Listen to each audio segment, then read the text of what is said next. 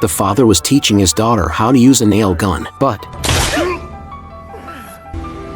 You better call 911. after he said that, he fell down. When the firefighters arrived, the man's blood pressure was really low. To find the nail's location, they cut open his shirt and saw the nail was right by his heart. After checking, the firefighters found fluid around his heart. They thought he had cardiac tamponade and needed to go to the hospital right away, but the man was really optimistic. Okay, let's do that. They lifted him onto a stretcher to head to the hospital, but suddenly he went into shock. The team quickly started CPR, but it made the man's wound bigger. I think I'm making a hole in his heart bigger. They'll fix it at the hospital, but only if he's not dead. So they kept trying to save him, and finally brought back his heartbeat. The man's arm was bent at a 90 degrees angle, all because he sneaked a ride on his son's skateboard. What a mischievous dad. By the time the firefighters arrived, the man's bone was already sticking out. He said he was stressed from work and just wanted to try his son's skateboard. Well, now he doesn't have to go to work at all. Then the firefighter noticed the man's arm had lost its pulse. To get the blood flowing again, the firefighter had to set the bone right there. The man was scared of the pain, but the firefighter said not to worry because they had pain relief injections. Then, looks like the painkillers don't always help. Do you like skateboarding? The old man has backflow from his colostomy bag. Brown liquid is coming out of his mouth, but he won't let anyone help him, whether they're black or Asian, because he only allows white people to assist him. This morning, he went to the graveyard to protest, refusing to let black soldiers have a funeral. When a black cop tried to stop him, he even humiliated her, asking why she didn't go back home to pick cotton. The cop was really angry, but had to hold back because of her job. Then, the old man suddenly started coughing and lay on the ground. The cop quickly called for firefighters, but when they arrived, he only wanted the white captain to help him. The captain didn't know how to treat him. Only the EMTs could. About to choke on your own waste, you will suffocate and die. But the old man said he'd rather die than let a black person touch him. If you saw someone like that collapse on the street, would you help him? The woman's body had already started to decompose, but the son was convinced she was just asleep. He called 911 to see what was going on. As soon as the firefighters entered, they were hit by the stench of decay. It was obvious the woman on the bed was already dead. However, the man insisted the firefighters save her. I'm so sorry. Your mother's gone. She's passed away. Probably a few days ago by the looks of it. The man persisted, saying his mother was just resting and had just been singing along to a CD. The firefighters realized the man might have some mental impairment and prepared to call a hospital. Suddenly, the man pulled out a samurai sword. And nobody's leaving here until she wakes up. The firefighters had no choice but to pretend to perform resuscitation. She asked her teammate to bring a defibrillator, then told the man they needed to remove his mother's clothes and asked him to turn around. The teammate set the defibrillator to 300 joules. 1, 2, Trevor. In an instant, the firefighter seized the samurai sword. When the son got awake, he couldn't help crying. The man took off his pants. The swollen area stunned the doctors. No, those are not grapefruits. The doctors quickly sent him for a CT scan, and they discovered an unidentified object in his lower region. As everyone was guessing what it could be, the lead doctor stepped in to reveal the truth. See there? Those are spines. This is a kangaroo fish. Fish? This guy has the fish. In his. Wow. It turns out the man had gone swimming in the Amazon River not long ago and accidentally peed, which attracted the fish and caused it to swim into his urethra, resulting in the swelling. The doctors had to perform emergency surgery. After some maneuvering, they removed the fish successfully. Remind me never to pee in the Amazon. The firefighters were stunned by the scene before them. Giraffes and llamas were wandering up and down the street, and there was even an elephant trumpeting. What on earth was happening? Just moments ago, overseas hackers had unleashed a virus that took over the entire city. They remotely opened the zoo gates, causing the animals to stampede onto the streets. Bystanders were being attacked by the animals. The firefighter wanted to save the man, but a llama blocked his path. Thinking quickly, the captain grabbed some snacks from the side and used a corn cob to lure it away. The llama wandered off, giving the captain a chance to drag the injured man to safety. Just then, the alarm on the Blackie device went off.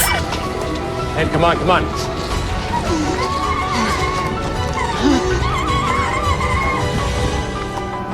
Why is he not attacking? It's calling its friend. And more llamas started to appear. The two of them had no choice but to make a run for it. Go, go, go, go, go, go, go! The man's tongue was as big as a sausage. He was about to choke. The firefighters thought it was a food allergy, but the wife said they ate pizza every day and had never had an allergy. The firefighters had to use a flashlight, and they found a black spider in the man's throat. That scared the man, making his tongue even bigger. Finally, the firefighters used tongs to pull the spider out of his throat, but the bitten man's tongue didn't get smaller, and his blood pressure kept going down. The firefighters quickly gave him adrenaline. The man's tongue finally got smaller, but he swore he would always cut his pizza into small pieces from now on. He never wanted to swallow a spider again. The woman looked in the mirror and discovered she had turned into an avatar. When the firefighters arrived, they initially thought the woman had taken too many supplements. They searched the house for clues and found the medication she had taken for a toothache. Suddenly, the woman started convulsing. Got her? I got her. They found the woman's methemoglobin levels were 60%. The firefighters had to give her oxygen while administering medication. Her blood looked like chocolate syrup. They had to increase the dosage of the medication. And finally, the woman regained consciousness. Her skin color returned to normal. The dog brought a severed hand back home. The owner was so frightened to call 911. The dispatcher asked them to feel the hand. The mother was too scared to do it, but the daughter picked it up and discovered it was still warm, indicating the owner of the hand must be nearby. The father grabbed a plastic bag, wrapped the hand, and put it in a cooler. Soon, the firefighters arrived. While they were checking, a young boy appeared, acting suspiciously. When the firefighters were distracted, he grabbed the cooler with the severed hand and ran off. The firefighters immediately gave chase. The boy ran but eventually tripped and fell. Having no choice but to confess, he accidentally blew up his friend's hand. His own finger got severed too. He wanted to steal the hand and quickly get his friend to the hospital. The paramedic found the boy's friend in the truck. He had already passed out. The paramedic quickly put a tourniquet on him. At that moment, the boy suddenly woke up, pulled a finger out of his pocket, and kept repeating, "I managed to save the finger." What a pair of incredible brothers. Firefighters don't just need to put out fires, they need to know how to skate too. Just a moment ago, firefighters got an emergency call. On the ice, a car had caught fire. An old man was lying in the middle of the ice. The car was heading straight for him, but with a quick turn, the car barely missed the old man. His wife was so scared, her hair almost turned black again. To rescue the old man, the firefighters brought a stretcher and entered the skating rink, but as soon as they stepped in, they fell down. After falling 10 times, the firefighters finally reached the old man, but just as they were about to move him, the burning car came at them again. Everyone moved faster, and just before the car crashed into the room, they slammed the door shut. But the burning car was still a problem, so the firefighters had no choice but to put on skates and go back in. An hour later, the fire was finally out. Looks like firefighters need more than just fire skills. Huh?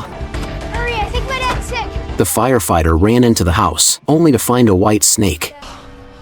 The boy's father was lying on the floor, unable to move, but the firefighter was so scared, they ran back outside. I don't believe this. But after hearing the snake was highly poisonous, the woman decided to go back to continue the rescue. Bitch, are you out of your... Dear valued colleague, I strongly disagree with your suggested goals. Okay. To her surprise, the blonde didn't listen to her plea, and instead handed the job of dealing with the snake to the one with black hair. Whoa, what? You do it. I can't. The firefighter held her breath, grabbed the snake by the tail, pressed its head down with the hook, then opened the bathroom door and lured the snake inside. Would you still dare to keep a snake as a pet? The car was rear-ended. The girl in the passenger seat cried out in pain. Turned out, the girl put her feet on the dash. The airbag sent her knees into her face directly. Her nose was broken, her face covered in blood, and she had multiple fractures all over her body. If she wasn't taken to the hospital within 5 minutes, her life would be in danger. The firefighters first used a winch to pull the front car away, then quickly dismantled the vehicle in no time. All right, easy. I got her. Nice and easy. Calm down. We got you. 1, 2, 3. Remember, never have your feet on the dash, or you'll be like her.